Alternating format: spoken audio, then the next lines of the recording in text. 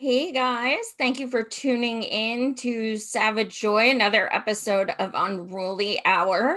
One moment while we wait for some people to join in.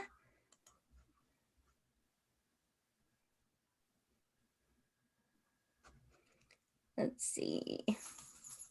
And also, let me know if you guys can hear us okay. Let's see. Let me pull it up on YouTube as well so I can see the comments. Can you still hear me, Ron? I can hear you just fine. Yeah. Yeah, nice. All right, let's see.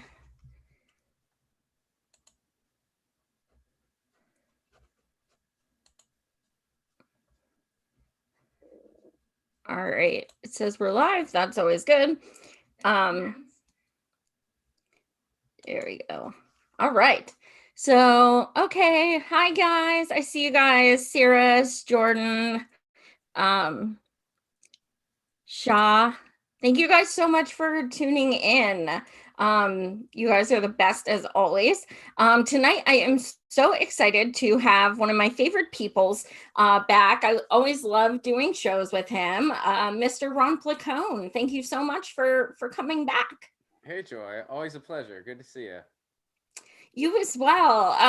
Yeah. So on the post where I said that you were coming back, it was a picture of you and I, and that was back in Philly last summer when I had a manwich of you and Graham, Yeah. and that was a fun night because I fell off the stage.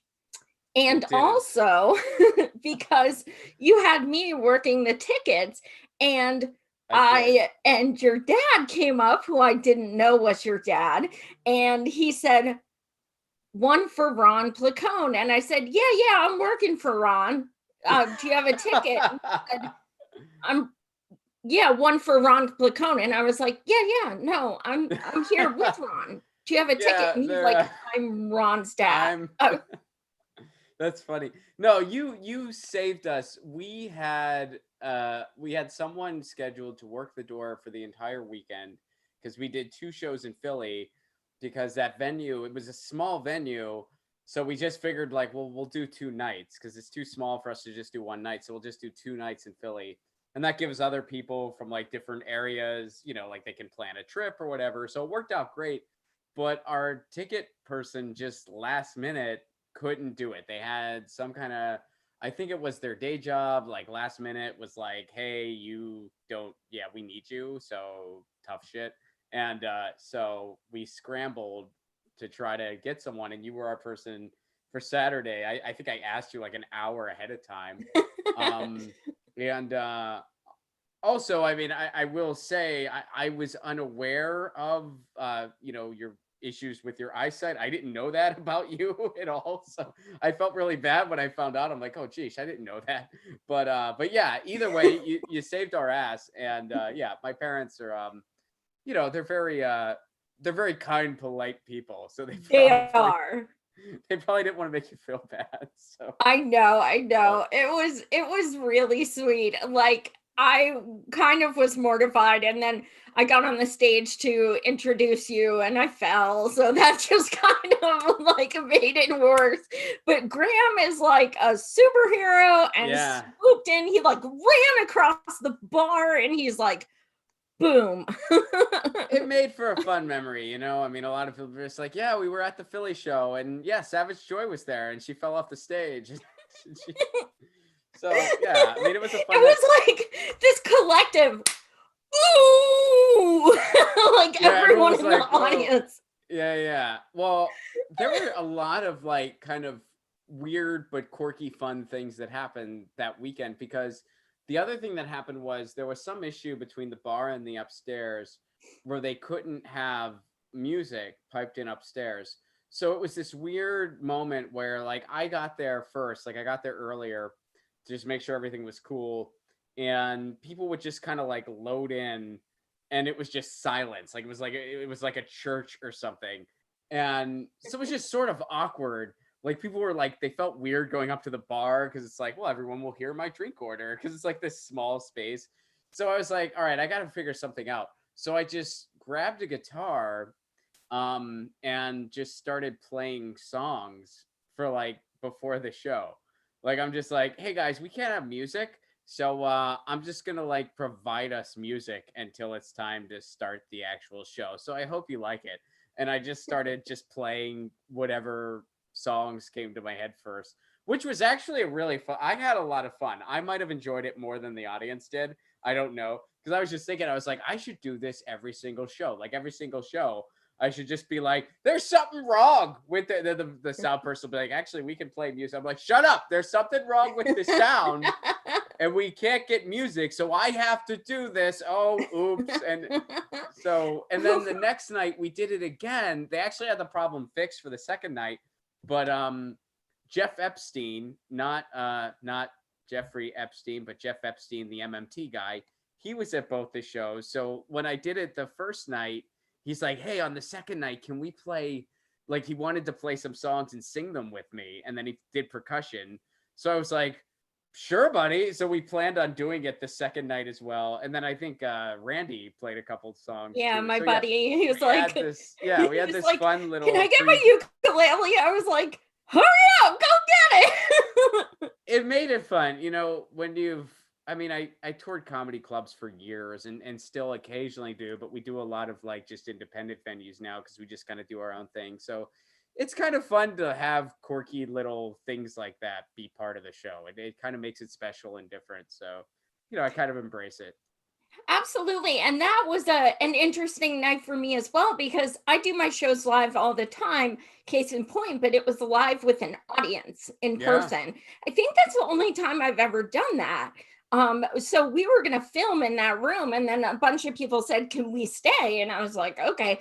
But that room, it was all red velour and dark. I know there was a porn in that. Like, There, I know there had to be a porn shot in that. well, there was a legit pole like there, like in the room. So it was definitely, yeah, I mean, maybe a porn was shot there, but it was definitely like that venue looks like it was likely a strip club at some point, and that was probably a room where private dances happened. I mean, it would make sense. Like it was a closed off room. So yeah, I mean that's likely what went on in that room, and then we did a talk show from it. And Graham did work the pole a little bit for He me. did. He Thank you did. very much. Yeah. Yes, he did. And he's the sober one out of the two of us too. Go I figure. know. I know. I was like, I'm gonna buy you a drink. Oh wait, sorry. I had to get a little tipsy after, falling and stuff. I was like so mortified. I'm like, just let me at the bar. I think Thank I you was so much, tipsy at Lynn, that for the point too. donation. I appreciate it. What's that, Ron? No, I just said I think I was tipsy at that point too. We're reminiscing about the happier time when live performance was a thing. Yes, yes, it was so fun. It makes me nostalgic. I know. I truly miss going to shows and stuff, but you as a performer, I'm sure you miss it even more. I can't even fathom, but we do have this cool thing called the interwebs, which is the next best thing. So because we need your comedy now more than ever. We're just also damn depressed. So and so now you're doing things like on the weekends, you're doing like $5 live streams, things like that. And they're fun because they're actually really interactive. You and I have always been like that. We look at the comments and like to talk to people. That's my favorite thing about doing this. So you have one actually coming up again, don't you? Yeah, I have one coming up. So on October 24th, there's a couple comedy clubs and just other venues that are doing virtual shows. And so on October 24th, I'm doing a show with Flappers Comedy Club here in the Los Angeles area. And it's going to be a little different. I will physically be on stage. I'm going to be in that club on stage, but everybody will be watching online. So it's like we're getting a little closer to actual live comedy. And then there's some clubs that are opening up, but they're doing outdoor seating. So things are slowly coming back. And that show, all the proceeds are going to the club because, you know, live venues will be the last thing to reopen. A lot of them aren't going to, which is heartbreaking. But some of them they're getting through it, and there is a policy out there that would help them called the Save Our Stages bill. I don't know if it's going to go forward, but I've been very vocally in support of it, and I've written my Congress people about it, and I've plugged it on the show as often as I can. So I'm really pushing for that, and I'm also, as an individual, trying to do what I can. So when Flappers approached both Graham and myself about doing some shows, we did a show for them recently, like that was totally a Zoom show.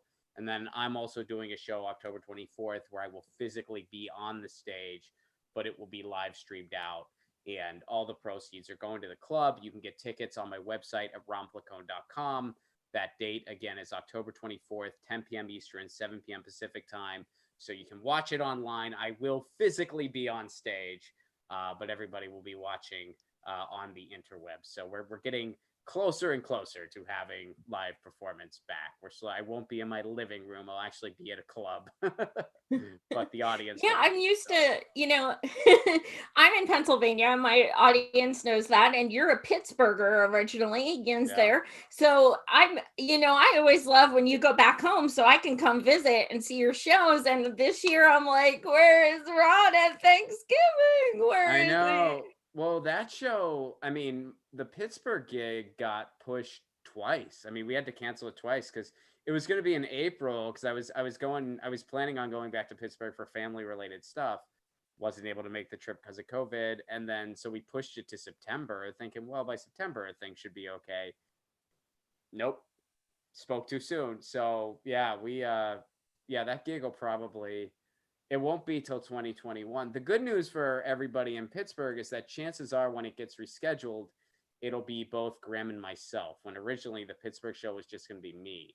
But we're going to reschedule all the shows at once. So we're just going to do one big nationwide tour. So chances are the one win for everybody in Pittsburgh is you're going to get the full, both Graham and myself. We used to call it the Progressive Comedy Tour. We don't really use that name anymore. We feel like it's kind of, we've kind of outgrown that name. So we're going to pick a different name, but you'll get both of us. So there you go, Pittsburgh. Something to look forward to, I hope. Well, my love of my life here, my BFF Jenna, who you've met, she is probably your biggest Pittsburgh fan. She loves you and Graham so much, and she plays her dog, your shows, Graham shows, and my shows. His name is Boogers, and he likes us very much. So there you go, Jenna, him and Elwood. There you go. I know you're hype. She loves you guys so much, as do I. Thank you. Well, thank you. Yeah, I know. Thank you, Jenna, and shout out to Boogers. Yeah, how can you not say that? Such a cool name. We all love our pets. I love Lucy. Is she gonna give me the butt tonight? Maybe. She's running around here somewhere. She had a pretty busy weekend because Lucy and Ron, the comic, got into CatCon this year. It was our first convention ever. So Lucy was just sort of hanging out for that while we were, introducing the comic to people. It was all virtual. It was like a virtual convention, which I've done a lot of virtual events, but this was my first virtual convention, which it's a little different. It's okay. I mean, it's not the same as being there, obviously, but it was a fun experience. So we were doing that all weekend. And I found out Lucy loves harp music. That's a random. So there was this, everything was on video, right? And at one point there was this person who played harp meant for cats, which I'm just kind of passively watching this while interacting with people on the app and stuff, like you would at an in-person convention. And I'm like, oh, that's interesting. And then after like a little bit of it, I look over and I notice Lucy had left her pillow. She has this like favorite pillow that actually was a gift to her from the co-creator of Lucy and Ron, Chris. And she left her pillow and she was laying on my laptop trying, like her ear was against the speaker and she was like total zen, loving this freaking harp music. So this lady, I forget her name, I feel bad, but this woman was like right on. Like my cat loved this freaking harp music. And so now, like, my wife and I since have been looking for harp music on YouTube, and we'll like play it for her and be like, you into this? Like, is this your jam? Are you gonna do that thing again? So yeah, I got to find out who that was and email, like, find out where I can get some of her cat harp music, which I didn't know was a thing until yesterday or Saturday, one of the two. It was the convention was both days, and I forget. I think it was actually Saturday that the harp thing happened. But yeah, Lucy Are digs you harp. kind of bummed that she's not a punk rocker? No, I want her to have her own thing. For any Lucy and Ron aficionados out there, you know that Lucy's genre of choice is actually feline folk, which is cat punk rock basically, and Ron is not cool enough to understand it. Lucy's tried to introduce him to feline folk a number of times, and he doesn't get it. She's introduced him to all the legendary feline folk artists. Like at one point, he was very confused because he's like, this isn't music. This is just literally a video of a cat taking a dump." And she said, and Lucy was just like, "I knew you wouldn't get Gigi Alley Cat. I knew you wouldn't get it. I knew that would go over your head. So forget it." And she keeps trying. So. Well, speaking of I digress a little bit back, but speaking of crowds and things, Trump had a rally in Florida today, and it was very populated. And of course, not a lot of masks. Apparently, the White House stated that he tested negative for COVID today, which is kind of hard to believe. But yet, I did see somebody posted a screenshot of a waiver they were having people sign. Wow. That said that you will not sue the president if you get COVID, something or other. But like, I thought it was fake. So, like, why is he having people sign that? I don't know. But what is what are your thoughts as far as that happening today when he was just diagnosed? I think it is batshit insane. I mean, it's so ridiculous that, I mean, we are a capitalistic death cult in so many ways. I mean, right after he got it, they were making merchandise about Trump beating COVID. They were selling these coins that, oh, Trump beat COVID. Um, and I don't know how he would test negative. That doesn't make any sense. My guess was, I mean, either they've been lying to us this whole time and he never had it, which I guess we don't know. That's not impossible. I mean, it could have just been a big lie. I don't know.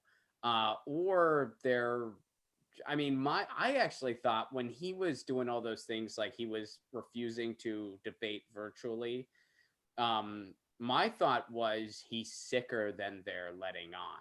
That was my first guess, because Donald Trump is not someone who would miss an opportunity to be on camera.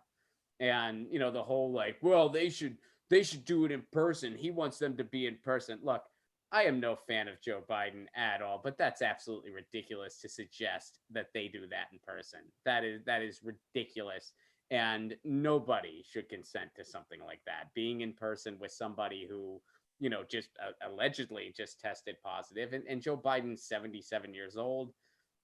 That's ridiculous. It should have been a virtual event from day one. Like, there's no reason why couldn't they have just done it virtually the whole time. The moderators have no control over the fucking room anyway. I mean, that Biden Trump debate was one of the worst displays in American politics I've ever seen, and the bar is incredibly low. I mean, we could go on for hours about what a shit show that debate was. And by the way, and it wasn't just Trump that was the clown ringleader. Biden was a shit show too, and Chris Wallace has no business moderating anything. And that was by design. I mean, I think it's by design that they let some weak, spineless shill moderate that debate, and they have a who's who to choose from when that's what they're looking for. But they wanted a circus. They wanted 4 years ago. They wanted a circus. That's why they had those creepy rules where Hillary and Trump were circling each other like Yep. pariahs. It was so fucking stupid. I mean, it's we really do have a garbage in, garbage out system of calling our electoral system a parody of itself is an understatement at this point.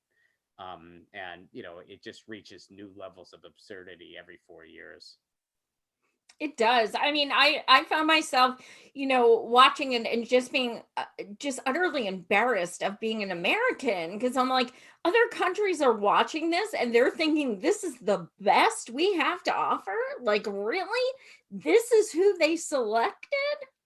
It's who the mortifying. donors selected, which I know I'm really preaching to the choir here, but I mean, it's who the donors selected. This is with the way our Overton window is, this is what they will allow, which I think just kind of goes to the abysmal state of our system that cannot be saved and is not worth saving.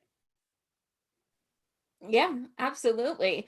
Well, the interesting thing about COVID is, even though Trump has it, or they say he has it, or whatever the case is, on Twitter, I find out a lot that apparently if Hillary would have won, COVID would not exist. She would have yelled at it to cut it out, and then it just yes. She absolutely would have. She would have went up and said, "You shall not persist. Yes, queen, it's done. It's over. Everyone's healthy." That's what we're being told. People are literally calling it the Trump virus. That's something. I mean, don't get me wrong, this administration has completely fumbled the handling of this virus completely. Like it's been a circus beyond a circus beyond a circus. But yeah, the idea that we would have somehow been immune to it if Hillary Clinton was president, that's really, I mean, people make all kinds of ridiculous connections where it's like, well, if Hillary was president, this, I'm like, really? I mean, the funniest, well, I don't know if funny is the right way to put it, but some people were like, well, even if George W. Bush, because we rehabilitate George W. Bush now. Well, if George W. Bush was president, we'd even, I'm like, look, I'm not going to, of course, the Trump administration has been a complete shit show with all of this, and we should have expected nothing less. They are a complete disaster. We know this. But if George W. Bush would have been president through something like this, Dick Cheney and Karl Rove and his group of psychopaths would be planning out a way on how to profit off of a war with China or something like that. They'd be doing absolutely insane shit related to this thing. So yeah, it really goes to just the faults of our system. When you have a system that is just relentless capitalism that could break at any moment, when something, it's like putting a stick in a bicycle that's out of control, like it's just the bicycle's out of control. The only reason we're hanging on is because it's spiraling out of control. Eventually it's going to crash or go off a cliff or whatever else. So you put a stick in that spoke, people go flying head first. Absolutely. A couple of the people in the comments would like Chris Hedges to moderate the next debate. That would never happen. That would never happen. I mean, I'd be into it. I'd be down to Chris Hedges or Cornel West. I bring Nina, man. Nina, yeah. Like, listen, you're half bullshit. Hello, somebody, and it's done. Like, that would be phenomenal. And speaking of strong Black women, freaking Brie Joy is trending yet again because white men and Black female Bernie bros are like the most atrocious thing in the world. So I forget his name, but this guy who's just like a total shit lib started going off about how could Brie go at Noam Chomsky on the show about the vote shaming, which is a discussion all of us need to have. And now Noam Chomsky is trending, Brie is trending. First, did you listen to the episode? I didn't listen to the whole thing, admittedly, but I saw parts of it and I thought it was a constructive conversation. I know where Noam Chomsky stands. I know where she stands. I thought it was a constructive discussion. I see where both of them are coming from. They're both not without their points, and that's okay. I respect I respect the hell out of Noam Chomsky. I respect the hell out of her too. neither one of them are a deity. I mean, it's like, yeah, and just an aside, I love how people, one way or another are like, I'm canceling No Chomsky now. It's like, okay, the guy has been a public intellectual for what, like 50 years, 50 plus years. You have to agree with every single take he has, or you cancel him. Good luck living a life that way. If I lived my life that way, I would eventually cancel everybody, including my freaking self. I would have canceled myself by now. Yeah. So I mean, it's just I don't know. People get very, very tribal online, and I think it gets taken to an unhealthy place all too often. Um, I thought it was a constructive conversation worth listening to, and that's the end of it. I still like both. I would cancel neither, and I still respect both. And I don't see how that's I think that's the way to be. Yeah, absolutely. I agree. And, at the same time, also, there's, shit libs saying, like, you need to respect Chomsky, who have, like, never even, like, listened to his name before No today. shit. Like, No do shit. you know what manufacturing consent means? Like, do Yeah. you know who he is? Like, all of a sudden he's saying vote for Biden and he's your god. Yeah. Well, no, there are people who, clearly don't listen to, 90 some percent of the man's body of work. They just hear vote Biden. And by the way, they won't even listen to his reasoning behind it. I mean, it's like, whether you agree with Chomsky or not, it's not like he's painting a flowery picture of Joe Biden at Right. all. He's just saying like what we're faced with, through his perspective. And so yeah, it's interesting how, and the same thing was, oh, listen to Bernie, say the people who have spent the past 4 years shitting on Bernie every opportunity they have. At 1 second, Bernie Sanders supporters are a cult. At the next second, why aren't you listening to your cult leader? Well, frickin' pick one. Frickin' pick one. Mhm. And you know why, a lot of people on the left don't listen to Bernie? Because Bernie didn't create a ton of lefties. Bernie let a lot of lefties know that they're not alone as they frickin' thought they were. I had my political views before I even knew who Bernie Sanders was. And what Bernie did was he showed me, oh, wait, I'm not as alone as I thought I was. There's actually a lot of people who think the way I do. And maybe it's time that's actually represented electorally. Maybe it's time that we don't have to settle for these piece of shit candidates. Because you know what else was revealed to us in 2016? Our worst suspicions. The Democratic establishment hates us more than they hate the right. They hate us more. And that's something that we've suspected for a long. We've always kind of felt that way. We've always kind of felt like, man, I don't really. I mean, I know the Republicans sure as hell don't want people with my perspective around. I feel like the Democrats are at least listening, and maybe they're a more incremental way to the type of world. And then you find out, oh wait, no, the mask is off. The mask is off.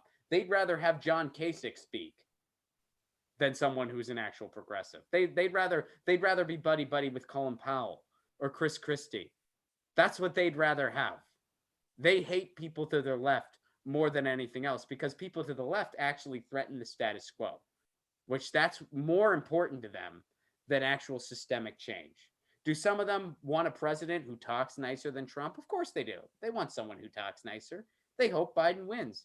But do they really want the status quo to shift to where it threatens their little gravy train duopoly? No. No, they don't. The base does, but the establishment sure as hell doesn't. And they see you as a much bigger threat than Trump. That's why, whatever you're going to do in November, do what you're going to do. Like I'm not, I don't shame people one way or another. If you're saying, hey, we got to get rid of Trump, I'm going to vote for Biden. I get it. That's fine. If you're saying, you know what, I can't bring myself to vote for either one of these cretins, I get that too. I'm not going to tell someone they have to. But what's most important is that whatever happens in November, whoever ends up slithering their way into the presidency, we try to break down this duopoly because it just cannot continue. Absolutely. As far as the vote shaming and stuff, K Hive are just like insufferable. And I Are was we sure really they're real? hoping. What's that? Are we sure they're real? Are we sure they're not? No, no, no. know. I mean, they're on the internet, Joy. My question is not, are they on the internet? I know that. My question was, are they real? I mean, I live in No, California, Joy, I and I hope have yet not. to meet a genuine Kamala Harris supporter. Yeah. I live here. I mean, and it's because we know the bullshit she's done in this state. Yeah, they So could very well be fake. Yeah, that would make sense. I But have a feeling there's like 10 people in like a correct the record troll farm doing similar shit to 2016. I I like can't the thought prove of that. that. I'm just saying, like, I've never met anyone that was actually excited by her. Me either. That's for sure. Never. And she dropped because she was fourth in her own state, so and never got a single delegate, so she wasn't all that popular. Well, But she was popular with the establishment. I mean, she was the yeah, chosen one out the gate. We all know this. And absolutely. that suspicion was confirmed when they shoved her down our throats again. You know, like it's like they shoved her down our throats a second time because they're like, you're not going to take her? Well, we're going to shove her down. You know, first they tried to shove Kamala down everyone's throat. People were like, no, please. Then they were like, all right, how about this Buttigieg guy? No, please. How about Warren? No, please. How about Warren again? Yeah, still no. Still like, can we do double no on that one? What about Beto and flannel? No, or denim, excuse me. What about Beto and denim? Does it remind you of Bruce Springsteen? No, it freaking doesn't, because it's not Bruce Springsteen. It's Beto fucking O'Rourke. Okay, well, shit. You're getting Biden. We're gonna have this fake momentum, and then we're gonna shove Kamala down your throats again as a VP. Fuck you. And it's like, all right, great, great. This is something. This is this is blue no matter who. Are you inspired yet? This is I am so inspired, and we should save this. This is worth saving. This is a duopoly worth saving. We shouldn't try to change this. We should just shut up and take it and then pretend it's real. Let's go online and stream shows and pretend like this isn't the fucking WWE of politics. Let's pretend like this bullshit is real. yeah, absolutely. I mean, it's not like I live in Pennsylvania and I'm writing Bernie in for a second time. I'm not doing that. What? Who said that? I, it's really one of the most infuriating thing is seeing Bernie still getting attacked left and right by these people when he is the only person out there risking his life to freaking campaign for this garbage, this dumpster fire who keeps insulting us and him. And he's out there going state to state. And there's so many people online are so they're 100%, just fuck Bernie 24/7, even though he's going to be part of the reason if Biden wins. However, they'll give him no credit if Biden loses. It's going to be all Bernie's fault, and he knows that. I interviewed Bernie's brother on Wednesday, and he told me, I don't want Bernie out there. I No, don't he want him shouldn't out be. there. He It's absolutely not shouldn't be. safe. And He's we yeah. had Bernie go home trending. And at first I thought, oh, this is shit libs. What are they saying? But then I realized there was a bunch of burners saying, like, please stop risking your health for this douche. I agree with you. I mean, look, I'm not going to sit here and say I've been thrilled with everything Bernie's done. I do not think he should have dropped out when he did. I do not like the way he's handled things. And I desperately wish when we showed up to Washington, D.C., and you were there and I was there, I desperately wish he would have said yes. So, I'm not going to sit here and say that I've agreed with everything Bernie has done. But I do think Bernie should not be going out there for Joe Biden. And you're right. If Biden wins, he will be given no. Well, let's actually back up for a second. Biden's not going to win. Donald Trump may or may not beat himself. So if Donald Trump beats himself and Joe Biden slithers his way, he'll. I mean, Lauren Ashcraft said this first, so I got to credit her. Talk about failing up. If Biden becomes president, I mean, Biden's just failed nonstop for 40 some years. He's been like shoved down people's throats in various ways. He's like 0-3 in presidential campaigns. And if it wasn't for this freaking pandemic, he'd be undoubtedly 0-4. If it wasn't for this pandemic, I mean, it'd be over. It'd be completely over. Trump would win again. But because of this pandemic, and Trump has just shot himself in the dick so hard and so many times, there is a chance Trump will beat himself a couple weeks from now.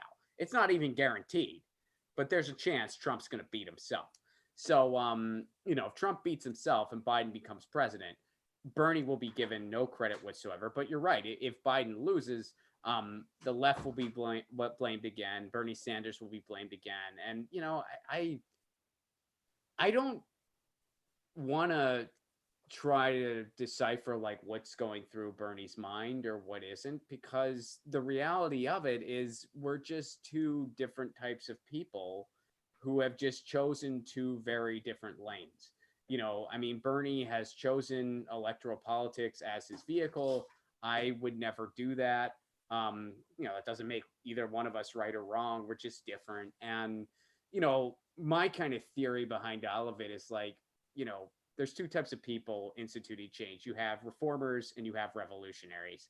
And revolutionaries are, your public intellectuals, your activists, your, cause-based initiative activists and direct action leaders and mutual aid network organizers and artists too, like musicians, comedians, content creators, whatever. Those are, radical academics. Those are kind of your revolutionaries. And your reformers are politicians who actually do genuinely want change. So a politician is at best a reformer. Most of them aren't even that, but some of them are. And I would argue Bernie is. Bernie's a reformer. And when you ask a reformer to be a revolutionary, it's not going to work. And that's, I think, where we all kind of screwed up. We wanted Bernie to be a revolutionary. He's not. He's not going to be. No politician is.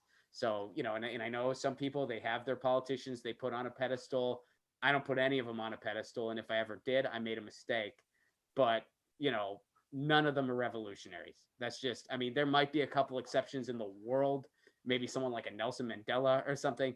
But in contemporary American politics, politician ain't a revolutionary. At best, a politician is a reformer. And that reformer needs a revolutionary, and vice versa. Revolutionaries need reformers. And if you ask a revolutionary to be a reformer, it isn't going to work.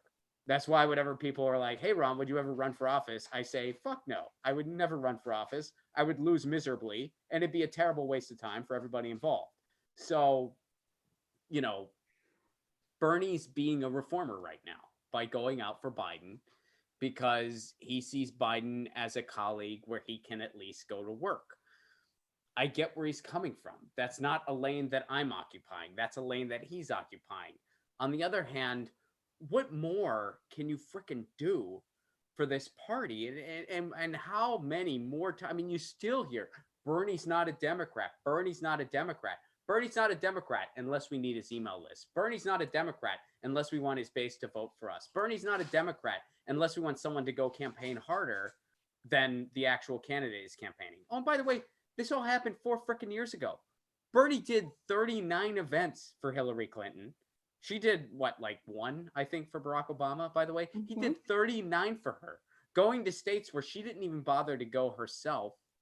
And she shits on him in a Hulu series as a thank you. So, I get it. Bernie's trying to play the game. I get it. He's an elected official. He's in a different lane than I'm in. But eventually, even as a reformer, you got to say, you know what? I've done all I'm going to do. I've done as much as I can. And if you fucking lose, it's on you. And yeah, Bernie should not be out there risking his health for this bullshit. Because Joe Biden is bullshit. Joe Biden is a shit sack candidate. You want to get rid of Trump, go for it. I'm not telling you not to do that, but you don't need to polish a turd to do that.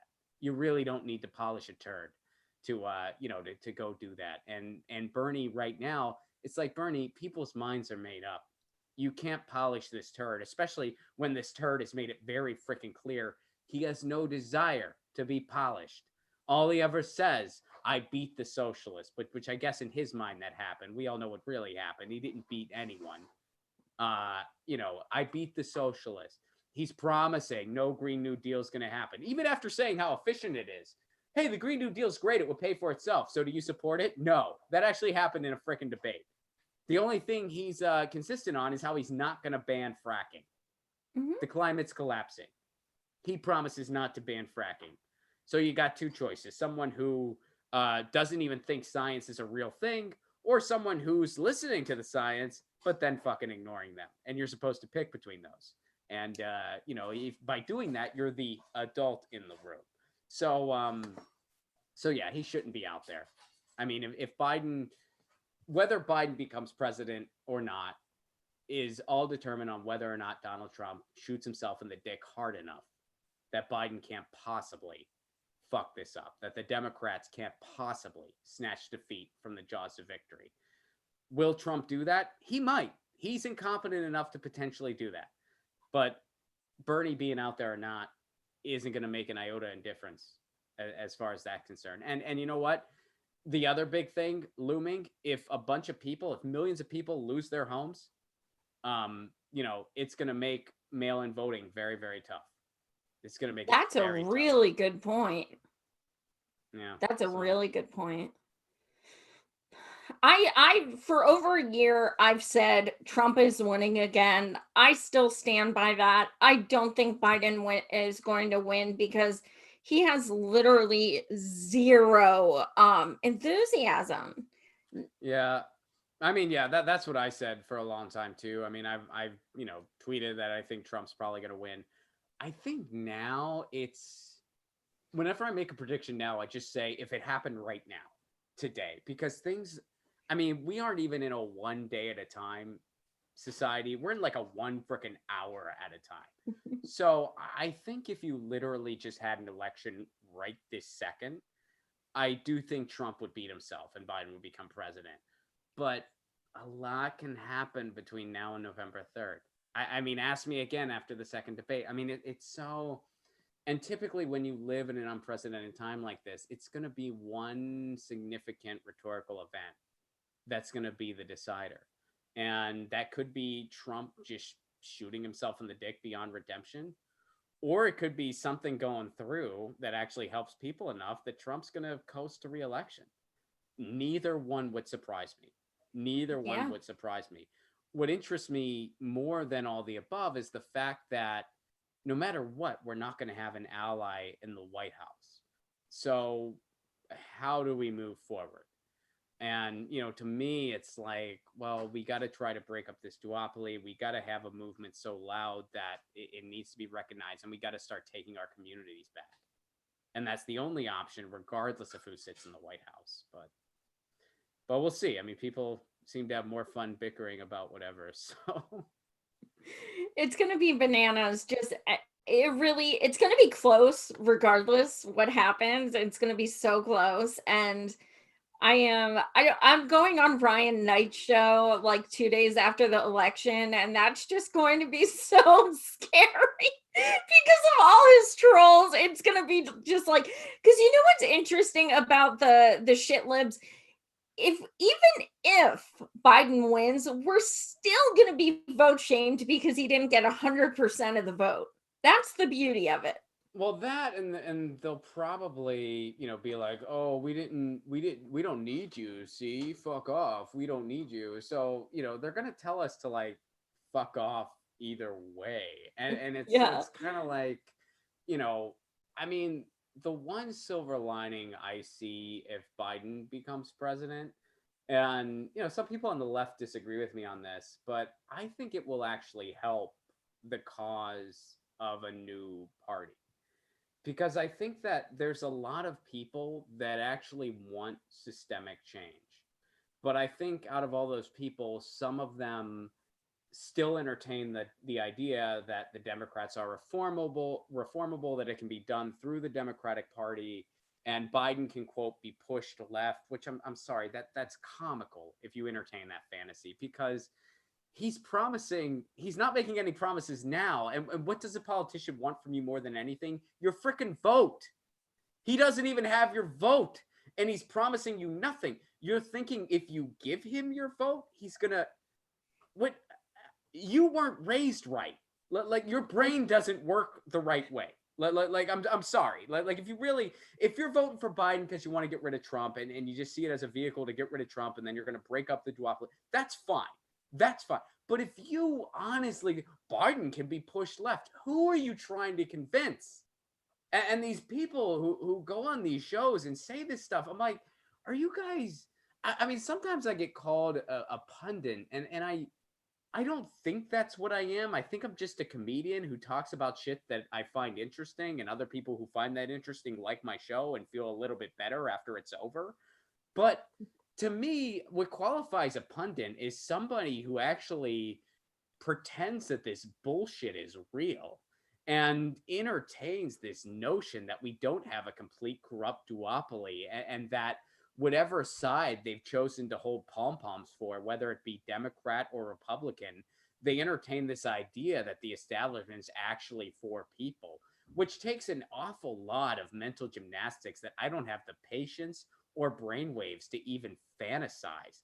I mean, if I ever got on, it was like Biden. I mean, that's why sometimes people are like, "Well, Ron, why do you continue to badmouth Biden? Why do you continue?" It's like, well, I badmouth the other guy too. I'm not allowed to just say how I feel about something. They're like, yeah, but blah, blah, blah. I'm like, look, people who listen to my show would know I'm full of. If I ever went on my show and said, guys, we can push Biden left, people would be like, Ron's doing a thing. He's doing a sketch. Let's wait for the punch because it's coming. Ron's doing a thing. And then guess what? There would be a punch because it would be a fucking sketch. It would be a sketch. So, it's an absolute fantasy to entertain the idea that that can happen.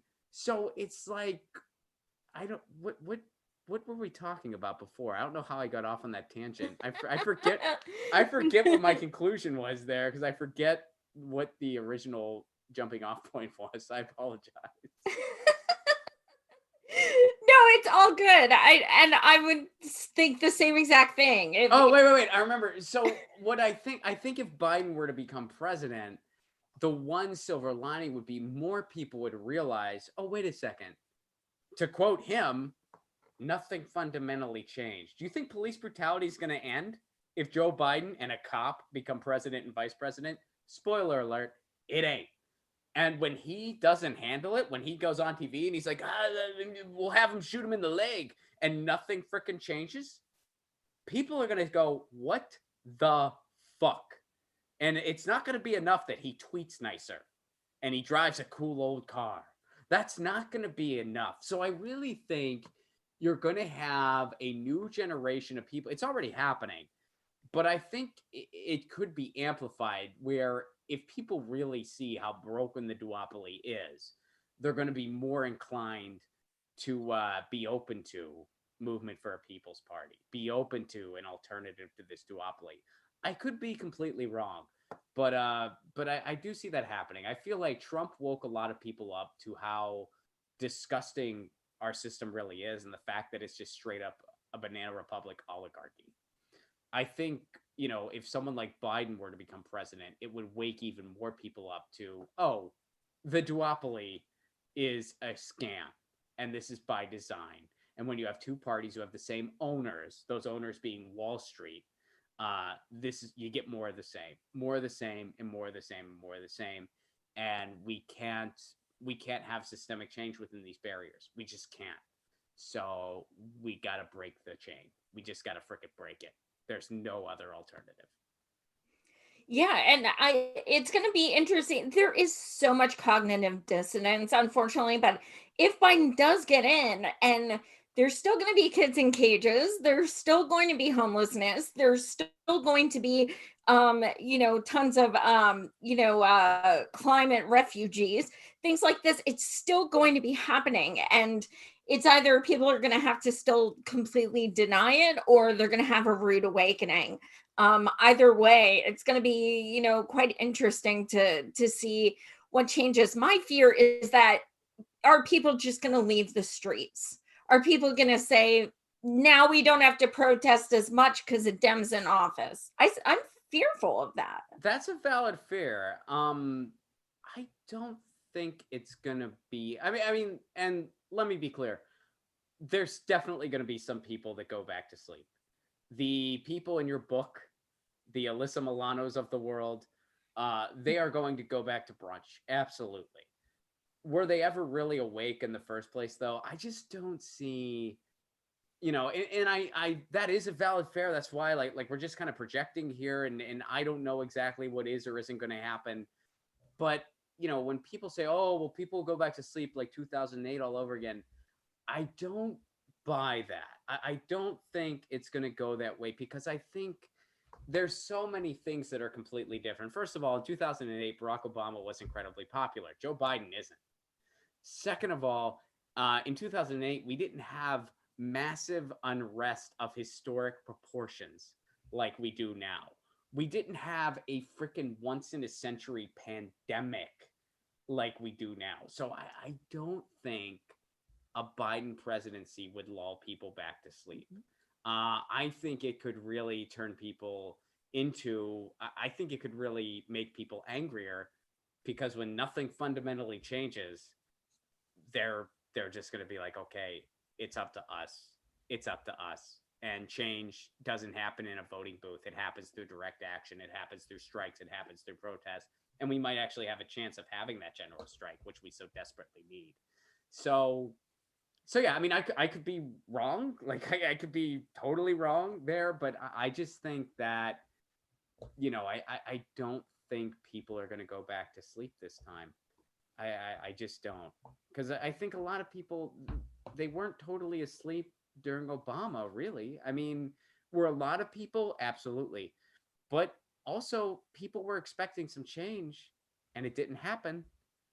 And then Occupy happened. And then a little while after that, DAPL happened. And, so there was a lot of like grumblings, and justifiably so. And a lot of people recognizing that the status quo was in shambles, and this hope and change we were promised was a lie. Um, I think no matter who occupies the White House, that is going to increase and amplify. At least I hope so. I hope so too. I'm just so hopeless lately that I mean, I'll just be honest. I'm like just at the point where I just like cry nonstop and don't want to get out of bed. But I like your idea better. Hopefully that'll happen. I mean, hey, I don't have a crystal ball. I'm just guessing here, but and I do have hope, but it's just not.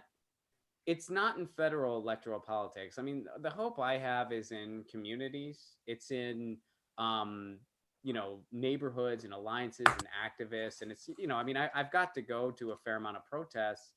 And when I see that, especially, I mean, some of the younger people I've seen, people who are teenagers, it's really inspiring. And the younger generation, the Zoomers, they are awake.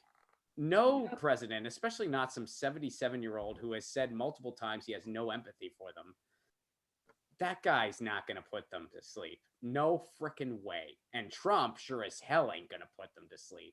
So, that's where I have some hope. That's where I really do have some hope. I have some hope in making technological advances to fight climate change. I have hope in localized Green New Deals, which some mayors across cities all over the country are trying to take the reins and making happen because of an engaged citizenry. So that's where I still have some hope. Federally, I don't have a lot of hope, and that's why in my show I've spent a lot less time talking about it, because I'd rather just focus on other things that I don't think are being talked about as much. Right on. So let's talk about what today is. Officially, it's Columbus Day, but it should be Indigenous Peoples Day. Well, it is where I live. I know you. Yeah. I was going to call you a mean name as a joke, and I stopped myself. Say it. You wiener. You're lucky. In Pennsylvania, it's sure not. I was hoping it was worse than that. Just a wiener? Come on. That's not savage. Yeah, I know, right? Come on, douche canoe. Is that better? That is better. I was hoping fuckwad, but we'll take douche canoe. I called someone a cum dumpster the other day. I would have taken that. That would have been. I mean, that's a little. I would have been like, whoa, that was savage. But douche canoe is a nice in between. We'll go douche canoe. But Douche canoe and twat waffle, those are typically my go-to. both classics. Both classics. Love them both. Yeah, no, Oh, it's Indigenous Peoples Day here, but yes, yes. And I can't help, every time I think about it, I think of Standing Rock. You and I were, have always been very vocal about that. And when I hear people praising RBG, I think about Standing Rock as well, and how she like did nothing. So what is today like for you, as someone, like what does it make you think of? well, I always tweet about Indigenous Peoples Day, and I always talk about it, and I've done videos on it in the past, and I always get the same responses every freaking year. Placone is an Italian last name. I'm an Italian American. I still have family over in Italy. I speak the language.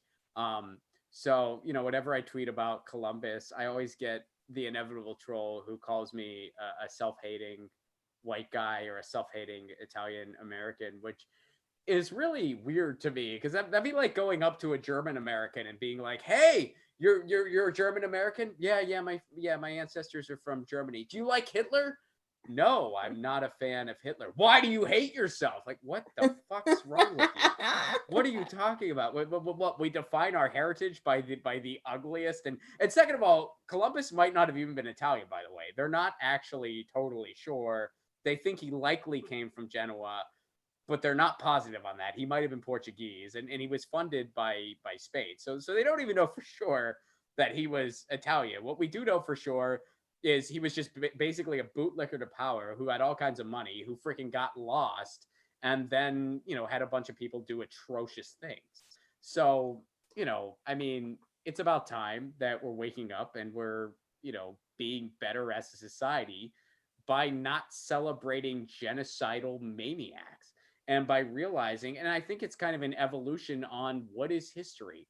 I'll go on an aside here. Over the summer, I went up to Massachusetts with my wife for a little bit to spend some time with her family. We were helping them out with some projects on their house, and we kind of got off the grid for a little bit. And it was amazing. It was really awesome. And I found out that Howard Zinn's son lived like around the area we were in. Like, he lived a couple towns over. So I looked him up and I emailed him and I just said, "Hey, I don't know, if my name's Ron Placone." I introduced myself and stuff. And he knew who I was, which was kind of neat. And he was willing to meet with me. Like, he was like, "Yeah, let's grab lunch." So we grabbed lunch, and we didn't talk much about his dad, because I didn't want it to be like, "I want to talk about your dad." But I asked him a few questions about his dad, and he was really gracious. And I asked him, what was kind of your dad's biggest problem in his professional career, and like, what was where he really had a butting of heads with his colleagues or whatever else. And he was like, "Well, my dad's biggest thing was just what he thought history was versus what so many of his colleagues thought history was." And I guess even in academia, which is supposed to be for forward thinking ideas, at least that's what we're told, even there, there's this preconceived notion that history is written by the conquerors and by the powerful. And Howard Zinn was one of the folks who said, no, history is written by everybody. And we need to talk to everyone. And that's why a book like People's History of the United States is so freaking important, and always has been. I think we're finally evolving a little bit. And as, Columbus Day becomes more of a thing of the past, and Indigenous Peoples Day becomes more of the thing of the future. I feel like Pennsylvania, y'all might be among the last to finally change it. And I say this as somebody who once, many years ago, at a road show in Western Pennsylvania, a comedy show, I did an anti-Columbus joke and got booed by over 100 people for doing it. So I'm a bit biased, but Where was it? White Oak, Pennsylvania. It was White Oak. So it's just like east of Pittsburgh in the suburbs. It's like, if you know Pittsburgh at all, it's like Monroeville. You keep going east, eventually you get to White Oak. And it was at this Italian restaurant. It was actually a really fun show. It was a great audience. They really, were laughing at everything. And then I did this Columbus joke, and they just collectively just booed me for doing an anti-Columbus joke. And then they forgave me. Like it's not like they like booed me the rest of they just, but it was that one joke. They were like, no, you don't get to go there. Too soon. Yeah, right. Too soon. But yeah, so I'm a little biased from my own experience, but yeah, I mean, I think that's kind of the feelings that I get from a day like today. Yeah, right on. What is up and coming with you? I know, as we discussed, you have an event this weekend and coming up. What else? What is Ron focusing on? What helps keep you sane? Well, it's not Or this at least weekend. somewhat sane. Yeah, right. It's not this weekend. It's actually October 24th. So on October 24th, I'll be doing a show at a comedy club, but everybody will be watching online. So I'll physically be on stage, and all the proceeds go to that club to help the staff and to help everyone else, because they've been out of work for most of this year, and live venues are going to be the last thing to reopen. So, please, if you want to attend, please do buy a ticket. It goes to a good cause. It's helping one of the stages in my community. So you can go to ronplacone.com. You can get tickets. And you can watch it online October 24th, 10 p.m. Eastern, 7 p.m. Pacific. So that's happening on October 24th. And as far as what I've got, I do my show. I do my comic, Lucy and Ron, which, everything can be found at ronplacone.com. Lucy and Ron's website is lucyandron.com. My YouTube channel is just youtube.com/ronplacone. And I have a Patreon. It's patreon.com/ronplacone. I've been making theme songs for my patrons. That's like the newest perk I have. Like, they give me their name and what they want their theme song to be about, and then I write like a goofy little theme song for them. That's been a lot of fun. So yeah, just trying to stay busy. I mean, it's I can't tour, so that's been pretty lame, obviously, and that's an understatement for how shitty it's been. But all the creative things I can still do that are remote, which there's still a fair amount of them, I'm just doing as much of that as I can. And I did spend, I mean, I guess one silver lining as far as COVID or whatever, I did spend more time at the beach than I've ever been able to in my life, just because that's one of the only things you can do. I mean, you can go, well, here in California anyway, you can go to the beach and, be 12 feet away from anyone else, at least, depending on which beach you go to, and you can just enjoy the water and enjoy your time. So I've had a lot of beach time this year, which that's, one thing that I'm thankful for. And yeah, spending a lot of time with the cat, which is great.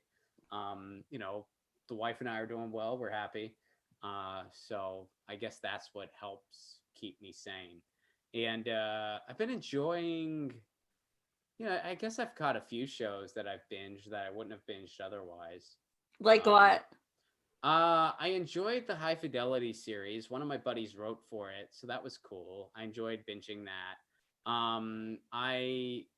What was it was an older series, The Wire. I never watched The Wire before, but I binged it. I revisited The Sopranos. I've watched The Sopranos in the past, but man, my wife had too, but we both decided to revisit it together and go through The Sopranos again. So we've done that. We did like the Haunting series on like the House on Hill House or whatever. We did that on Netflix, and then we're doing the other haunted one. Oh, I don't do that shit. You don't do scary shit. See, No. I like horror a lot, actually. Like, I'm not a connoisseur. Like, I can't really. I mean, I've seen Suspiria, and I've seen like some of the more like, these are the horror classics you had to have seen, but I'm not a connoisseur. Like, I have a lot of friends that are like way more into it, so usually I go to them for suggestions in October. Like, I have a friend, like, she runs like a horror movie podcast or whatever, so I'll be like, what should I watch? But I do like horror movies. I try to like dive into a lot, especially in October. So I'll start more heavily diving into that soon. I miss the like independent video store where you could like go find something on a shelf. Like I do miss that. I'm someone who celebrated that, especially like if it was like an indie shop that specialized in like weirder stuff. I had one of those in college and even in high school, and I really liked those kinds of places, especially like in a month like October. So I kind of miss that. Now it's all like digital, but I still do Yeah. it. So yeah, and I think I want to go apple picking at some point this fall. I'm gonna do that. We're gonna go apple picking. There's this like place kind of outside, and there's also apparently there's places in Southern California where autumn actually happens, like it's actually a thing. I guess because of like the elevation or whatever. So I'm gonna find that. I want to, I usually autumn's one of my favorite seasons, which y'all got a beautiful autumn in Pennsylvania, and that's one of the reasons I love it. I grew up with it, and There's 4 seasons, and it's one of your favorites. it is. How many favorites do you have? Well, I guess it is my favorite. Well, summer's my favorite, so it's my second. But it's like I love 2 of them, and then the other ones I'm kind of indifferent to. Like spring, I'm like, well, that's cool, but allergies suck for me. Winter, I do not miss. I'd be fine if I never saw another snowflake in my freaking life. But I usually travel a lot, so I used to make sure that I would like get a dose of fall weather somewhere. Like I used to make sure that I was traveling to somewhere where fall happens, and it used to be pretty easy for me to do. But this year will be probably the first year of my life that I just don't get any fall weather because I'm just here in California. So where we just have jacket season and not jacket season. That's all we have here in SoCal. So I'm gonna try to seek some of that out. There's places in the area where they actually do have fall foliage. So I'm gonna try to find that at some point. And that's I try to discover more good music, try to read some good books, and I like what kind of books? Well, I'm gonna read Yas Queen, which I just took a selfie of myself holding recently. You did? I did. I tweeted at you. I guess you didn't see it. Oh, I didn't see it yet. Yeah, no, I totally did. I just got mine. Thank you. And so I will be reading that, and I can't wait. So I'm gonna read your book, and I'm gonna read.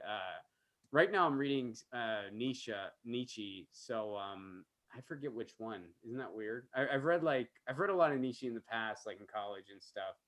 So I'm reading one of the books I haven't read before, but I actually forget which one it is. I think it's Morals, but I could be wrong. So I read it and I'm like, oh, that makes so much sense. And then I put it down and I'm like, fuck this dude, fuck him. It just like all leaves me. Yeah, it's really, it's one of those things, like it's in so many ways it's very dense, but it also kind of like, it does seem so like, oh yeah, that's totally the way the world is. So it's like enlightening in that sense. And I like reading that stuff, but it can be, it's heavy, like it's just heavy. And so, I usually go in waves where if I read something like that, I do a light thing. Like I know you're a big music person too. I read this book called Cured, which is by The Cure's original drummer, Lol Tolhurst. Oh, cool. It's such a cool freaking book. Like it is such a, because it's basically all about his friendship with Robert Smith. And it's like, the way he writes the book, it's like you just get this vibe that Robert Smith is just like this genuinely good guy. Like, I'm sure he has his flaws. We all do. We're all human. But like the way he tells the story, like he kind of fucked up. Like he fucked up over the years. And Robert forgave him. And it's, I don't want to give too much away because I want people to read the book. But it's like, it's just like Robert Smith just seems like just a genuinely good guy. And that book's awesome. I don't know. I could talk about books like a bunch. I don't want to like go too far down a rabbit hole, but reading books, binge watching stuff. I've been take reading for granted. I miss reading so much. So now I resort to all books on tape. And writing the book with Pat, I did it audibly, and then he read everything back to me. So yeah, I, as an English major, I was like, a reader, like couple books a week. Wow. I see Melissa H. Melissa, I swear I have emailed you numerous times. I don't know if it's going in your spam or what. Go to savageandpat.com where our book is, and you can hit contact. I swear I'm reaching out to you. I promise. Sorry, Ron, continue. No.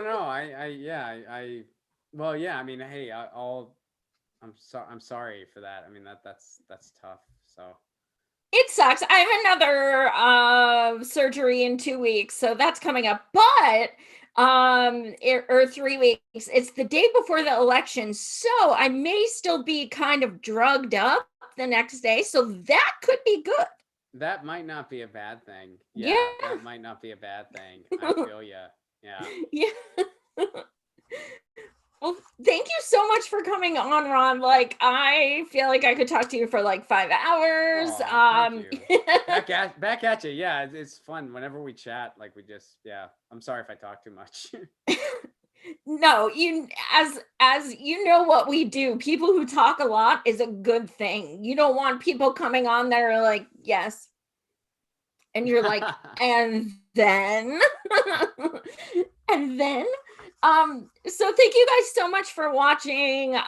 You guys are amazing as always. Don't forget to subscribe to my other YouTube where it has over 300 of my other shows, my prior shows. It's Savage Joy Marie Mann. I have let's see, Thursday is This Week's News with Pat. I have Friday, I have Angela Walker, the Green VP, coming back.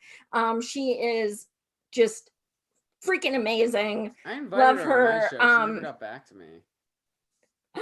Shut up. I'll text her. All right. Yeah. You want her? I'll text her. I messaged her and I was like, I want to have you on my show. I wanted to talk to her. She never got back to me. I'll text her. She's mad cool. She's awesome. She seems great. I mean, I follow her. I mean, I'm interested to talk to her, but yeah, she never got back to me. I'll hit her up. I mean, I don't know. Yeah. Monday, I have 2 PA Greens, Mike from PA and Jay Ting Walker. They're 2 PA Green candidates in Pittsburgh area. Nice. And next Wednesday, I have Ben Dixon coming on. And I'm going on Ryan Knight's November 6th. And to be announced, I have Dr. Dooley coming back on sometime towards the end of the month. So I've got some cool shows coming up. But in any case, thank you so much again, Ron. I adore you to pieces. Oh, back at you. You're always so much fun. I can't wait to read the book. I'm real excited. I got it from my mailbox not too long ago. So. Did you like the crown sticker? Of course. Yeah. No, I loved it. Yeah, the cover's great. And yeah, it was I really look forward to like reading the whole thing. So yay. Thank you so much. And if you guys want a copy, we're still signing. You can pick Pat or myself, savageandpat.com. Thank you again for watching. And thank you again, Ron. Best of luck with everything. Thank you. Cheers.